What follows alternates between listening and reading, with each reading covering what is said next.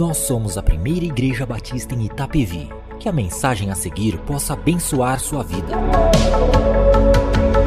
Falamos no nosso último encontro sobre a questão da disciplina e nós vimos que era uma igreja onde estava ocorrendo o incesto, mas não somente o incesto.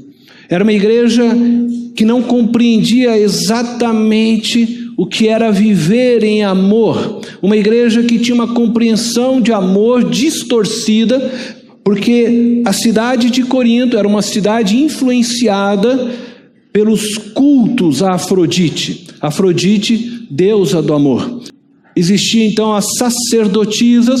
Essas sacerdotisas costumavam descer até a cidade, e na cidade elas tinham relações sexuais com os homens da cidade. Elas entravam nos comércios da cidade, elas entravam nas casas das cidades, e essas pessoas entendiam que aquelas relações sexuais eram um culto de amor a Afrodite. E quando essas pessoas se convertem, nós falamos então, elas trazem esse tipo de conceito para a vida da igreja. Não é muito distinto do que acontece em nossos dias, eu até mencionei. Eu poderia citar, por exemplo, que grandes influências entraram na vida da igreja quando nós temos pessoas de outras religiões, elas se convertem, elas chegam à igreja e elas começam a lidar com as questões de Cristo e da espiritualidade cristã da mesma forma como elas lidavam também no outro campo religioso, ou na outra esfera religiosa da qual ela fazia parte. Isso trouxe à igreja vários ensinos. Não muito tempo atrás, eu acho que isso tem diminuído, mas você ouvia muito falar sobre cura interior, regressão espiritual, porque eram conceitos trazidos de outras religiões. Pessoas se convertiam, mas continuavam trazendo esses conceitos para dentro da vida da igreja. Nós falávamos de cultos de libertação, enfim, uma série de coisas que envolvem esses ensinos trazidos de outras religiões para dentro da vida da igreja. E era o que estava acontecendo, como eu disse, com a cidade de Corinto. Pessoas se convertiam, elas ainda não compreendiam bem, e os cultos estavam virando também cultos imorais. E Paulo chega a escrever dizendo: eu ouço a respeito da imoralidade de vocês. Bom, não era só isso. Essa igreja também tinha problema com relação à celebração da ceia. Havia uma indisciplina na celebração da ceia. Uma igreja que estava totalmente dividida até no momento que mais deveriam se unir, por compreender que Cristo havia morrido por cada um deles e Cristo havia pago o preço para que eles se tornassem um no corpo de Cristo. Entretanto, a igreja estava dividida. A celebração da ceia na igreja de Corinto, ela tinha diversas coisas erradas. Uma delas, por exemplo, é que eles tinham um costume, chamava festa ágape. A celebração da ceia não é mais naqueles moldes. Em nossos dias nós celebramos a ceia uma vez no mês. Você chega aqui no domingo e você participa da mesa onde tem os elementos, o pão e a ceia, o vinho, ou no nosso caso aqui, o suco de uva, que representam o sacrifício de Cristo na cruz por nós, onde Cristo deu a sua vida, o seu corpo por nós, e também derramou o seu sangue, nos justificando de todo o pecado. Mas na igreja de Corinto, como nas igrejas antigas, podemos assim dizer, na igreja primitiva, no início da história da igreja, eles chamavam festa do ágape. Então era a festa do amor. Nessa festa, todos os irmãos que participavam traziam alimentos. Ora, o que começou a acontecer é que alguns começaram a pensar assim: poxa, eu trouxe um pernil, o irmão trouxe uma coxinha, também não vou dividir meu pernil com ele. Aí ele começava a comer todo o pernil. O outro trazia lá um jarro de vinho, né? Aí o outro trazia, quem sabe, lá uma garrafinha d'água. Esse cara está brincando, eu trago vinho, ele traz água. Não vou dividir meu vinho. E o que começou a acontecer é que alguns começaram a comer demais, porque eles não queriam mais dividir a sua comida. Outros começaram a beber demais, porque também não dividiam a sua bebida. E Paulo então escreve para eles dizendo: nisso que vocês estão fazendo eu não posso vos louvar, porque vocês estão divididos. Era uma igreja então cheia de problemas. Poderíamos ainda citar problemas familiares. Eles não sabiam lidar com determinadas questões familiares e Paulo orienta a respeito deles para que eles pudessem ter uma família mais sólida, relacionamentos mais sólidos. Enfim, uma igreja que não tinha vida em comunidade. Não sabia o que era realmente viver em comunidade. E nós vamos hoje exatamente refletir sobre este tema, vida em comunidade. E aí talvez você fale, mas pastor, uma igreja que não sabia viver em comunidade, nós vamos olhar para esta igreja e tentar aprender a viver em comunidade. Mas nós vamos olhar para o ensino do apóstolo Paulo, que está buscando exatamente ensinar aquela igreja a viver em comunidade. E ele traz ensinos profundos. E Paulo, para ilustrar o seu ensino, ele evoca o que eu diria ser talvez hoje a principal figura, ou talvez uma das principais figuras, para ilustrar a igreja, o corpo humano. Paulo usa a figura do corpo humano para ilustrar a igreja. E nós então vamos tentar olhar para aquilo que Paulo descreve e tentar tirar algumas lições. Nós somos um corpo. Essa é o olhar do apóstolo Paulo. Essa é a perspectiva que Paulo vai trabalhar conosco. Somos um corpo, com diferentes membros, mas cada membro trabalha para servir ao corpo. E é dessa forma que ele começa a trabalhar e tentar construir uma unidade. A primeira verdade deste ensino, que nós devemos destacar exatamente, é a unidade da igreja. Veja só o que diz 1 Coríntios capítulo 12, verso 12 ao 13. Ora, assim como o corpo é uma unidade, lembre-se, nós estamos falando de uma igreja toda problemática, uma igreja toda dividida, e Paulo usa agora a figura do corpo para que eles pudessem se enxergar como um só. Então Paulo diz, assim como o corpo é uma unidade, embora tenha muitos membros, e todos os membros, mesmo sendo muitos, formam um só corpo, assim também com respeito a Cristo. Pois em um só corpo, todos nós fomos batizados, em um único Espírito, quer judeus, quer gregos, quer escravos, quer livres. E Paulo faz essa citação, conforme já falei nos cultos anteriores, porque esta igreja era uma igreja formada de diversas raças, e lá existiam judeus, lá existiam gregos, lá existiam escravos, lá existiam pessoas livres, lá existiam romanos e outros povos, e por isso ele está dizendo, não importa qual a sua origem, não importa qual o seu estado econômico, se você é um escravo, se você é um livre, aquele que tem o poder, aquele que tem o comércio, porque aqueles que tinham dívidas se tornavam escravos. Ele diz, a todos nós foi dado beber de um único Espírito.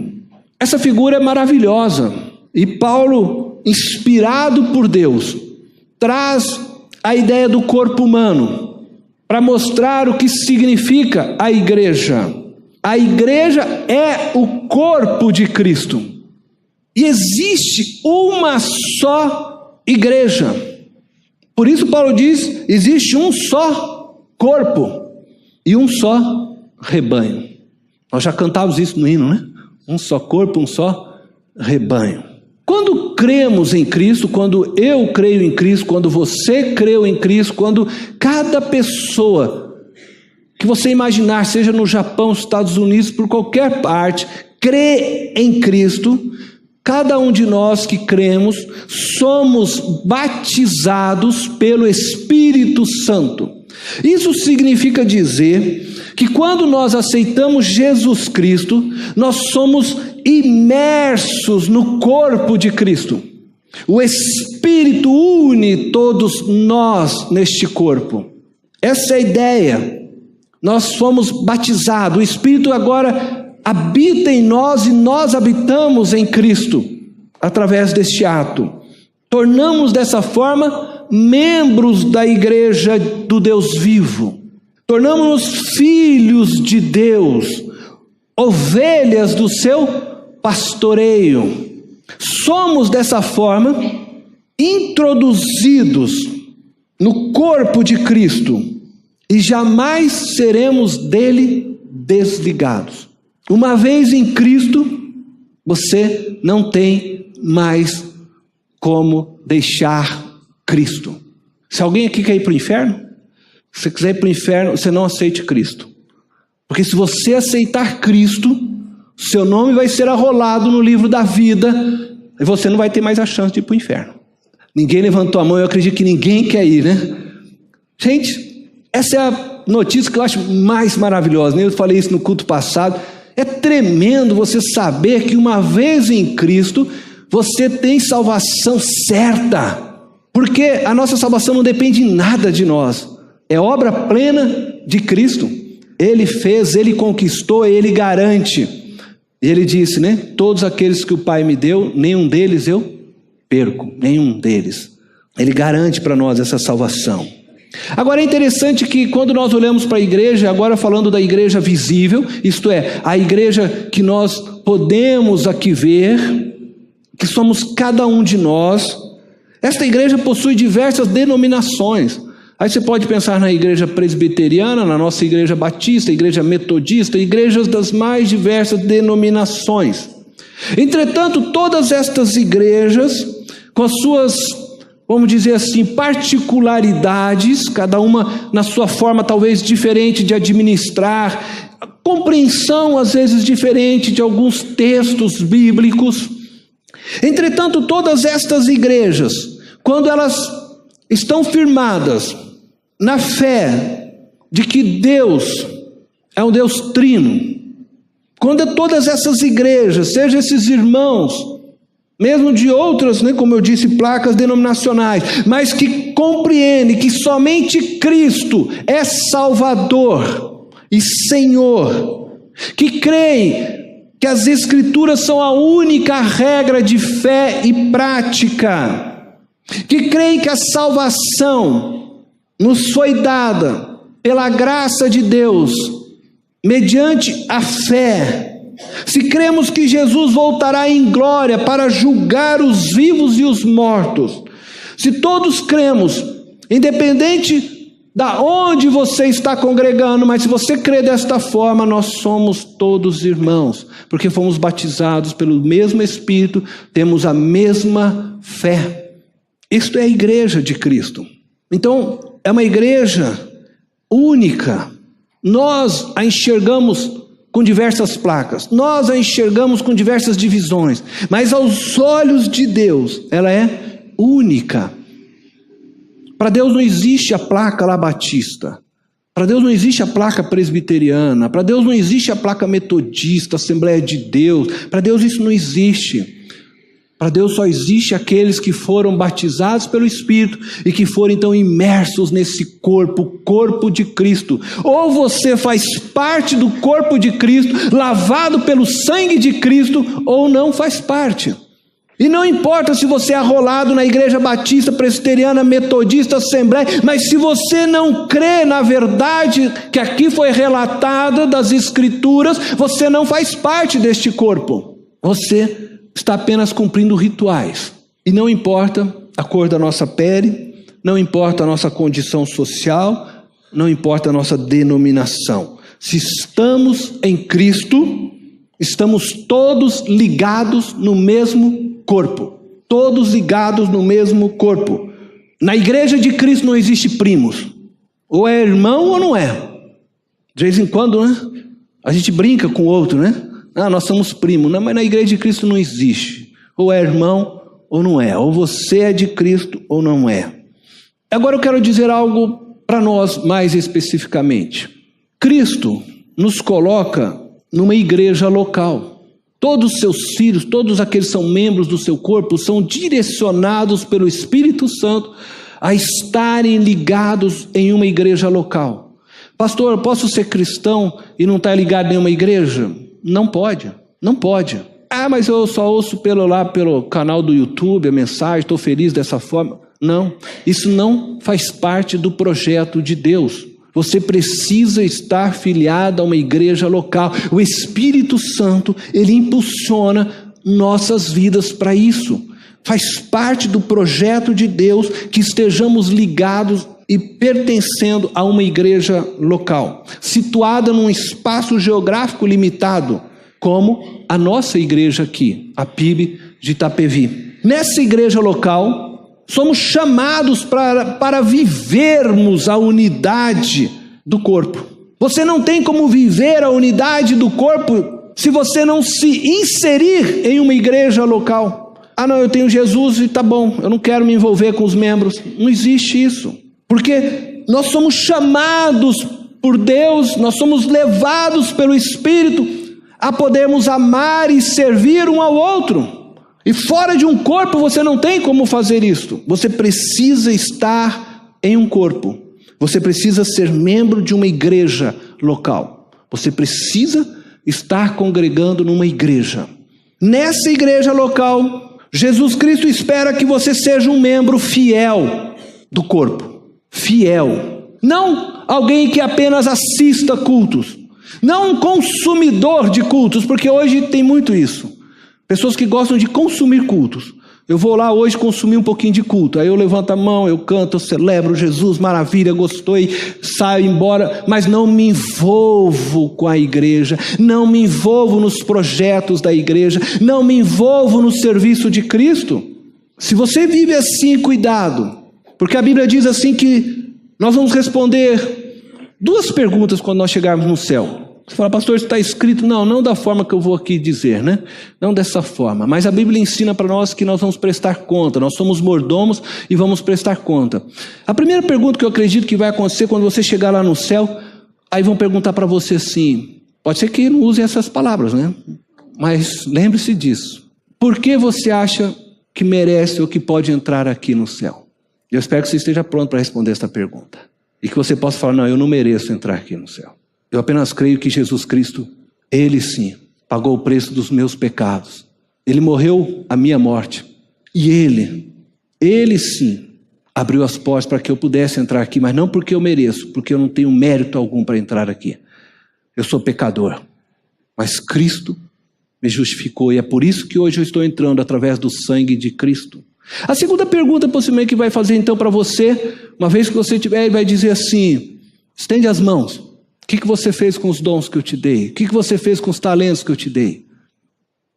Você vai ter que responder essa pergunta. Sabe que os membros de um corpo cooperam uns com os outros, em vez de guerrear uns com os outros. Os membros protegem uns aos outros. Se alguém tentar me atacar e for me dar um soco, imediatamente a minha mão vai tentar o quê? Proteger o meu rosto. Se alguém tentar tocar nos meus olhos, imediatamente minha mão vai tentar proteger. Se alguém tentar acertar minha perna, imediatamente meu corpo de alguma forma reage automaticamente para defender o corpo. Nós somos corpo, nós somos membros que devemos proteger-nos uns aos outros. Cada membro tem o seu valor e cada um é indispensável para o bom funcionamento do corpo. O corpo se desenvolve perfeitamente quando os membros vivenciam a unidade e dessa forma vivem em comunidade. Porque todos visam um propósito: fazer com que o corpo continue crescendo, desenvolvendo perfeitamente.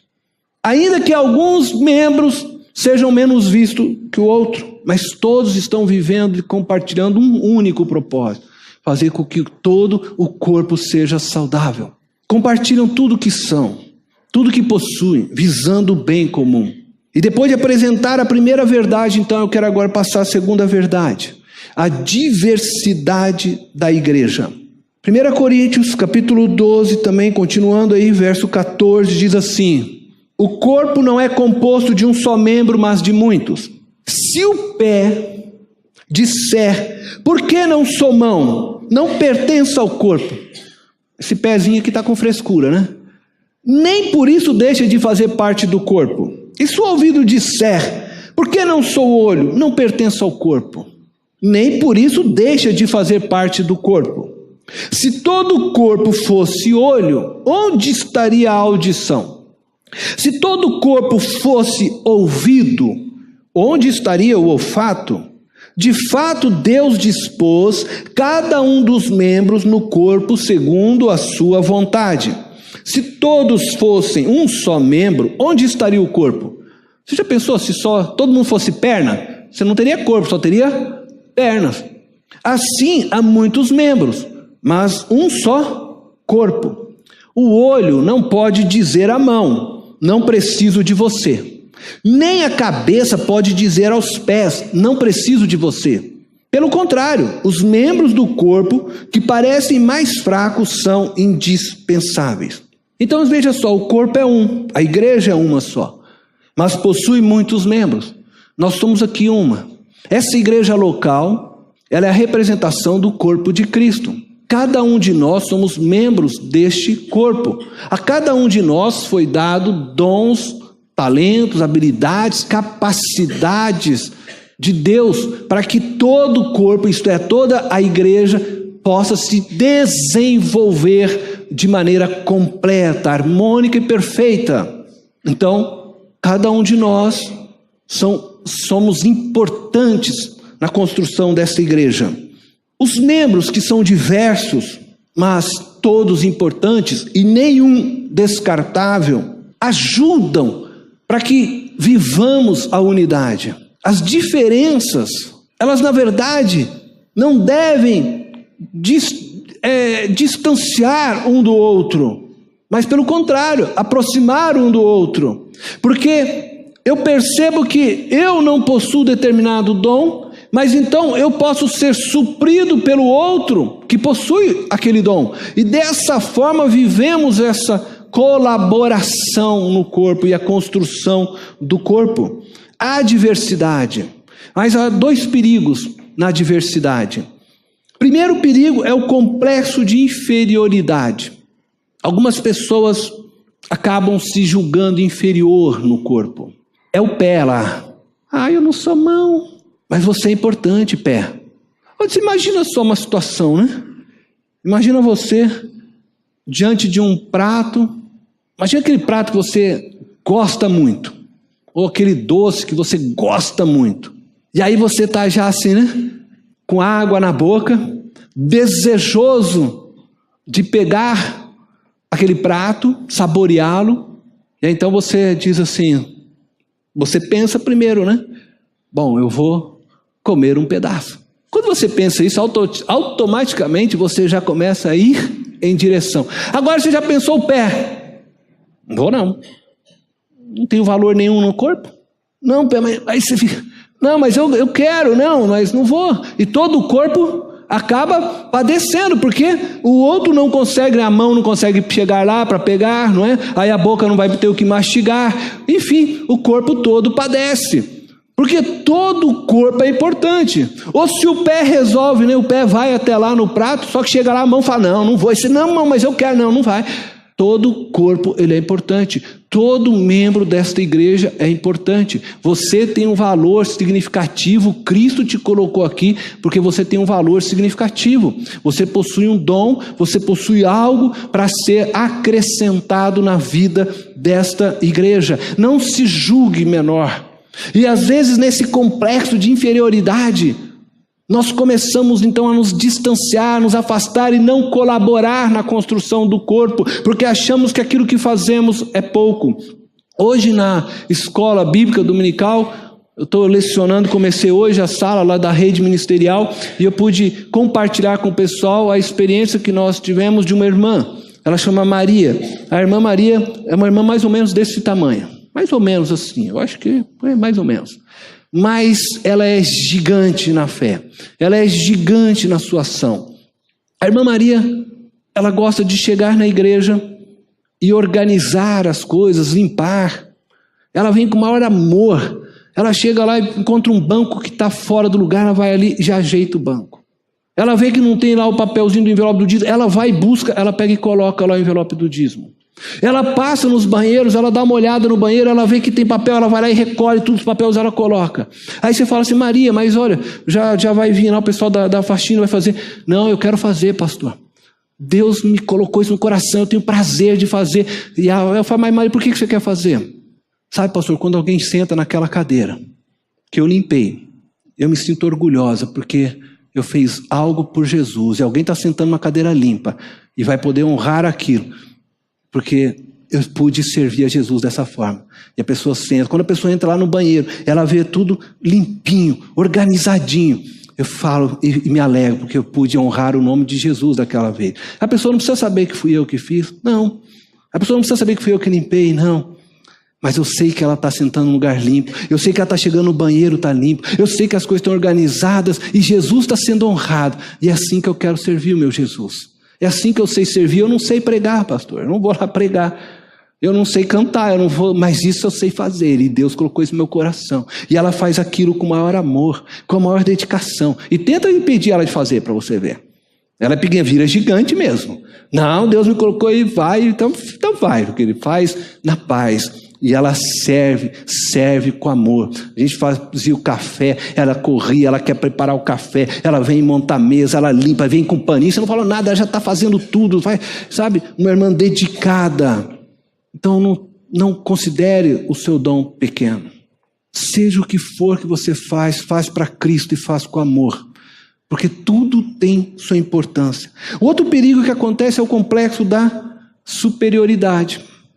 E esse, eu vou dizer, principalmente para os pregadores, para o pessoal de louvor, aqueles que são normalmente expostos, correm esse grande perigo de começar a se achar superior, né? Vou me achar melhor que os demais. Porque acha que o fato de ensinar, o fato de falar ou cantar aqui na frente, as luzes, os holofotes, que estão aqui voltados, faz com que de repente comece a achar que somos de maior importância no corpo. Cuidado. O apóstolo Paulo diz, não podem os olhos dizer à mão, não precisamos de ti. E nem ainda a cabeça aos pés, não preciso de vós. Esse é o complexo de superioridade. A gente começa a achar que, para quê? Eu preciso do pé. Eu sei tudo, né? Cabeça, eu acho que deve, né? Eu sou cabeção, né? Eu sei tudo, não preciso dos outros, né? Cuidado.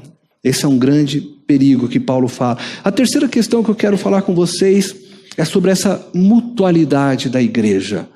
1 Coríntios capítulo 12, verso 25 ao 27 diz, a fim de que não haja divisão no corpo, mas sim que todos os membros tenham igual cuidado uns pelos outros. Quando um membro sofre, todos os outros sofrem com ele. Quando um membro é honrado, todos os outros se alegram com ele. Ora, vocês são o corpo de Cristo e cada um de vocês individualmente é membro desse corpo. Nossas diferenças como membros do corpo não devem estimular divisão. Pelo contrário, deve estimular a cooperação. Devemos cooperar uns com os outros, em vez de lutar uns com os outros. Devemos proteger uns aos outros, em vez de ferirmos uns aos outros. A dor de um membro deve ser a dor de todos os outros membros. A honra de um membro deve ser a honra de todos os outros membros. Precisamos aprender isso. E você sabe que pelo tempo que eu tenho olhado assim de igreja, a igreja tem mais facilidade de sentir a dor de um membro, acho que de chorar junto com o membro, do que se alegrar com as bênçãos e conquistas do outro membro. Você já viu aquele negócio, um membro alcançou, comprou um carro novo, zero, o outro já passa ali, sabe? Você comprou um carro novo? Já estou zoiando aqui tamanho, sabe? Deus me abençoou, e o membro está alegre, Deus me abençoou com esse carro e tal. Aí ele já está pensando, por que Deus me abençoa? Por que Deus abençoa só ele? Gente, se alegra com aqueles que se alegraram. Aprenda, né, a honrar também aqueles que conquistaram e alcançaram bênçãos. Nós precisamos entender que viver comunidade é isso. Talvez aqui muitos nunca tiveram uma experiência de um milagre em suas vidas. Mas talvez já tiveram aqui dentro da igreja a experiência de verem pessoas sendo curadas milagrosamente. E viver comunidade é isso. A experiência do outro também se torna a minha experiência. E aí eu posso dizer, não, eu já vi Deus operando um milagre, porque quando o irmão ou aquela irmã esteve enfermo, nós, igreja, estivemos juntos, orando, ajoelhados, clamando, Deus operou o milagre. Deus opera, e eu fiz parte dessa história, eu estava lá, eu vivenciei. Nós precisamos aprender que Deus age na comunidade. Deus não vai ficar fazendo milagre para todo mundo individualmente, mas Deus opera no meio do corpo. Deus faz no corpo, e o milagre que acontece para um é para todos. E Deus vai se mostrando presente dessa forma no meio de todos. Eu estou com vocês, Deus vai falando. Se nós olharmos para a história de Israel, você vai aprender e vai ver isso. Deus não fez milagres constantemente em todos, mas Deus fez em algumas vidas. E todo Israel celebrava aquilo, porque a vitória era de todos. Isso é viver em comunidade. Precisamos suprir as necessidades uns dos outros. Nenhum crente possui todos os dons espirituais e Jesus não vai dar isso a nenhum de nós, para que nós vivamos cada vez mais em cooperação e mutualidade uns com os outros. Esse cuidado recíproco no corpo, um cuidando do outro, isso é o amor sendo vivido de maneira prática na igreja. E é dessa forma que as pessoas vão olhar para a igreja e vão dizer: estes verdadeiramente são discípulos de Jesus, quando a igreja cuida um do outro. É agindo assim que o mundo vai crer que Deus enviou seu Filho e que a igreja é representante desse amor e dessa graça.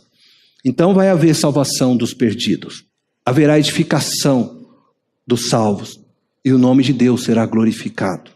Eu quero concluir dizendo que, ao dizer que nós somos membros, Paulo está dizendo que temos uma função no corpo de Cristo.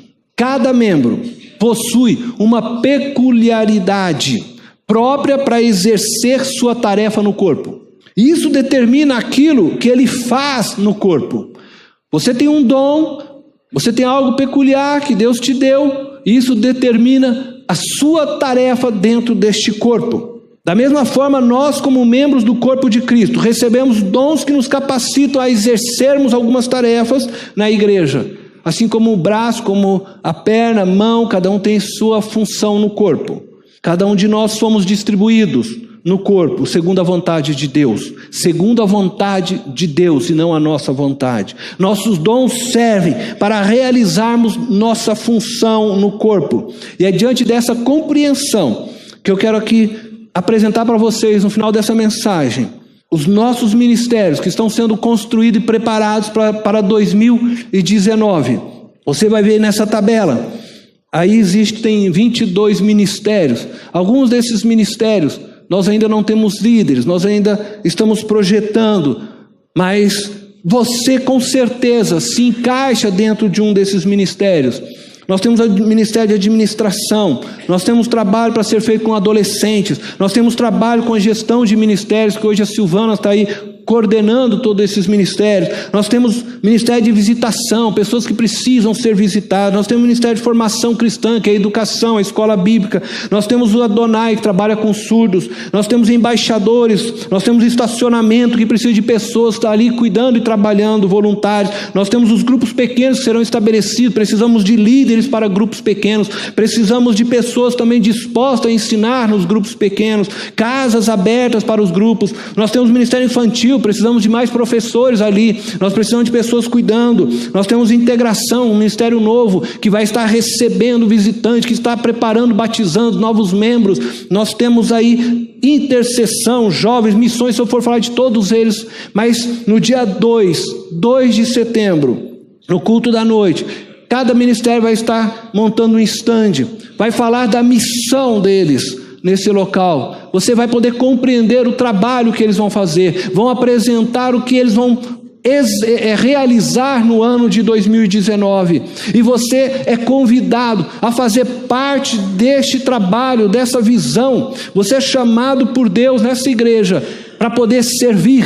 É tempo de nós começarmos a sair da comodidade, sairmos dos bancos e começarmos a exercer os dons, para que quando você chegar lá e Deus pedir para você estender as mãos, cadê os frutos, você possa mostrar que você realmente usou os seus dons e não enterrou, mas usou os dons que Deus te trouxe nesta casa para que você possa usá-los.